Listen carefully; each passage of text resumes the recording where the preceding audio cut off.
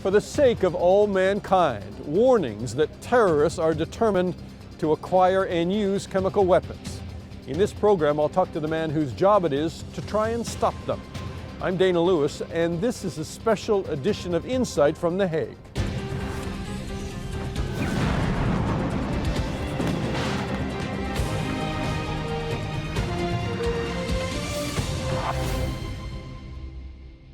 Welcome to Insight. 100 years ago, the world witnessed the first large-scale use of weapons of mass destruction. Chemical attacks on the trenches in Europe in World War I caused 100,000 deaths and more than 1 million wounded.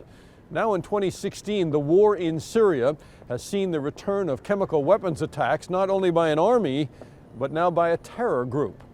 We're here in The Hague for a special edition of this program, talking to the man whose job it is to rid the world of chemical weapons. He is Ahmet Uzumcu, Director General of the Organization for the Prohibition of Chemical Weapons. You are on the eve of your annual conference of the OPCW, where, among other things, you talk about compliance of member states. With regard to Syria, it seems like you have at least one member of the OPCW that is not compliant on chemical weapons. This is an annual conference which brings together 192 member states representatives, and it's an important event, of course. The states parties have the opportunity to express their views, their positions on different issues. Clearly, Syria will be on the agenda. And as to the non-compliance, this is quite a serious issue. The Syrian armed forces were involved in 3 incidents. The policymaking organs of the OPCW did not yet determine the non-compliance of Syria. However, they took a decision on 11th of November and tasking the Director General, myself, as well as the Technical Secretariat, to undertake some additional verification measures in Syria, for which we are preparing ourselves. Let's go back to the removal of the 1,300 tons of chemical weapons from Syria. Syria, the Assad regime helped you on the ground, or they said that they were being open and that they were getting rid of them. Since that time, there have been reports from U.S. intelligence agencies that maybe that you were misled and you didn't get it all. Can you comment on that? It happened following the use of sarin in Ghouta at the outskirts of Damascus in August 2013. And the Russian Federation and the United States got together in Geneva, and they concluded a framework document on which the Executive Council of the OPCW took a decision, and the same day the UN Security Council. So a joint mission with the United Nations was established. And this mission, in fact, facilitated the removal of 1,300 metric tons of chemical weapons outside of Syria, and they were destroyed elsewhere. So this is a big achievement, I believe, in the history of the arms control and disarmament.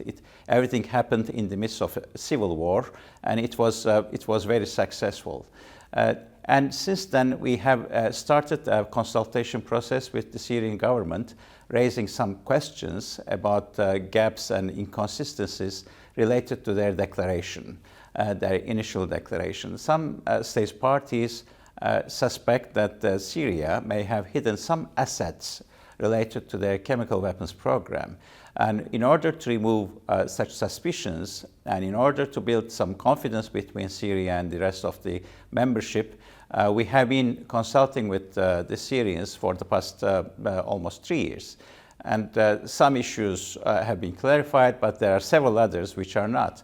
I think this process will continue in the coming months. What kind of issues need clarification? For instance, our inspectors have visited some sites, took samples. They found some traces of certain chemicals which were not declared at all by the Syrian authorities. And therefore, we asked these findings to be clarified. How did it happen if they didn't test or produce such chemicals? And another issue is the declaration of a research center, and state parties which had a chemical weapons program have the obligation to declare such centers to the organization. And we asked the Syrian authorities to do it. They declared parts of it, but not all relevant parts yet. You're talking about centers where they could make chemical weapons, produce chemical weapons. Actually, where they could make researches on chemical weapons, and they could, of course, produce them there or elsewhere. Do you believe that they retained the ability to make chlorine bombs, which they have been accused of widely using? That's a suspicion that some state parties, in fact, did submit to us. And we want to clarify clearly, because any state party which joins the convention does not have shouldn't have the right and ability to resume a chemical weapons program. Are you frustrated with their compliance in terms of, you have questions, you want answers, you're saying open those facilities, show us what you have. Are they doing that? They provide us access to their facilities. Our inspectors can go anywhere and take samples. We are analyzing them in our designated laboratories, and we are raising questions. They give answers, but one difficulty we face is the absence of original documentation. We made this clear, so we ask more original documents. We also ask some officials, senior officials, to be made available for interviews, and we also request some scientifically and technically plausible explanations on questions.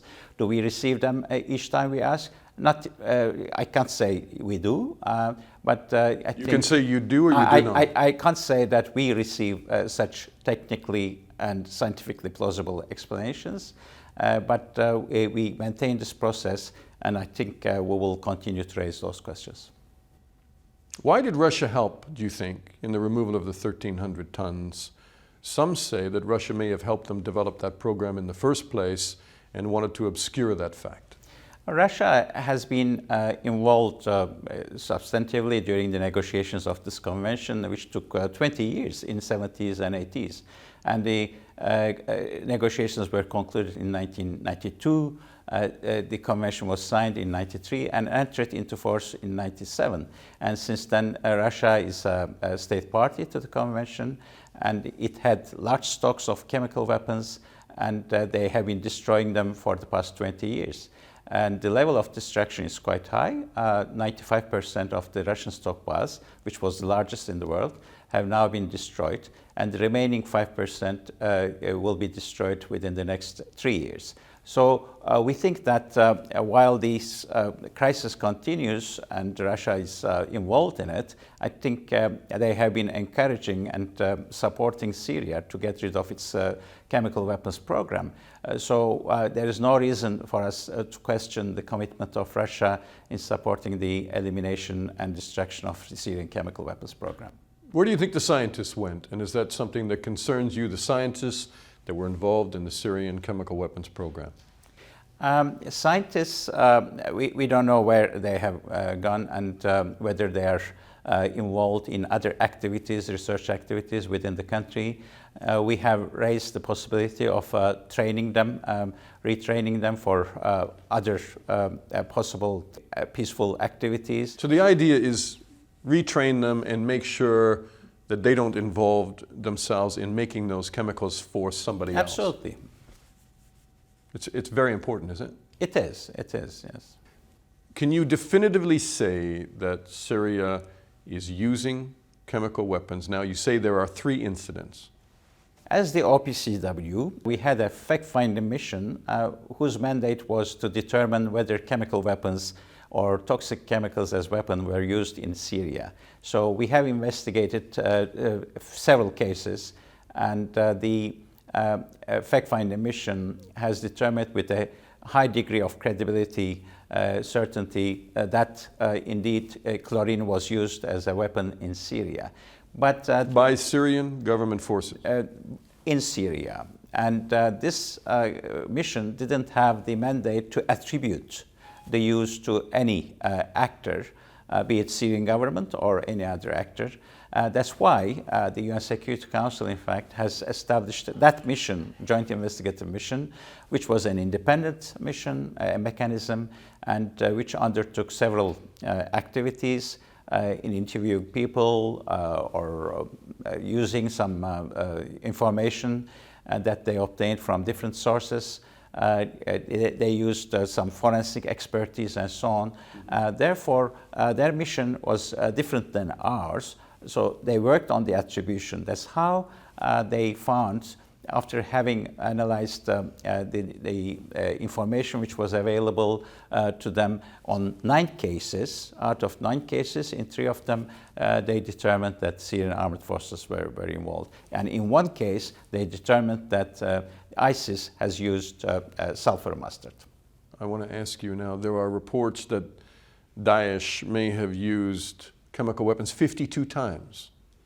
Of course, I cannot know how many times they may have used, but at least in 1 case in Syria, they used sulfur mustard, and 2 other cases in Iraq, they have used sulfur mustard. And this substance was analyzed by our experts, by our laboratories, and the mustard seems to be rudimentary. Probably they were able to manufacture it themselves, and they were able to weaponize it. And this is extremely worrying. That a group composed of extremists, terrorists, was able to produce, weaponize, and use sulfur mustard, which is quite a little, chemical weapon.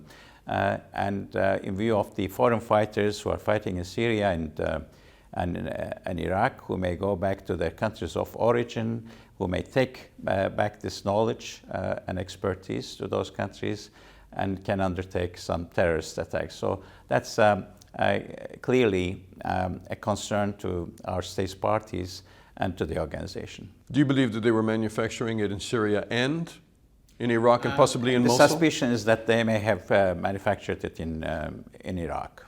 In Mosul? In Mosul. Do you believe that the American airstrike recently may have eliminated their capability, or do you fear that they may still have some? This I don't know. I mean, we have seen the reports on the media that there were some American airstrikes on a suspected site of production of chemical weapons, but I don't know the results. Do you fear, and are you concerned, that as this operation around Mosul intensifies, that since they have the capability, they've shown that they have it, they can produce it, that they may again deploy it in the battlefield? Clearly, there is such a concern, which we actually have seen, looking at the statements by Iraqi authorities and others. And I should add here that the production at a small scale of such weapons is possible anywhere. So you don't need really large facilities to produce a limited quantity of sulfur mustard or any other chemical, a toxic chemical, which may be weaponized. So they may still be producing it? They may still be producing it. And they may utilize it on the battlefield? Absolutely, they have shown it.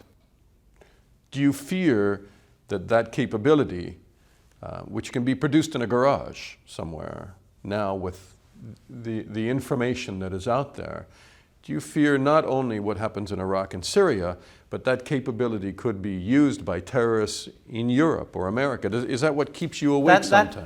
That's exactly the concern we have. We have seen in 1995, before the entry into force of our convention and the establishment of this organization, that a cult in Japan, in Tokyo, did produce some sarin, a nerve agent, which is very little. A drop of sarin could kill an adult. And they used it in a subway, and they killed 13 people, and several hundreds were injured. So this is something which happened more than 20 years ago.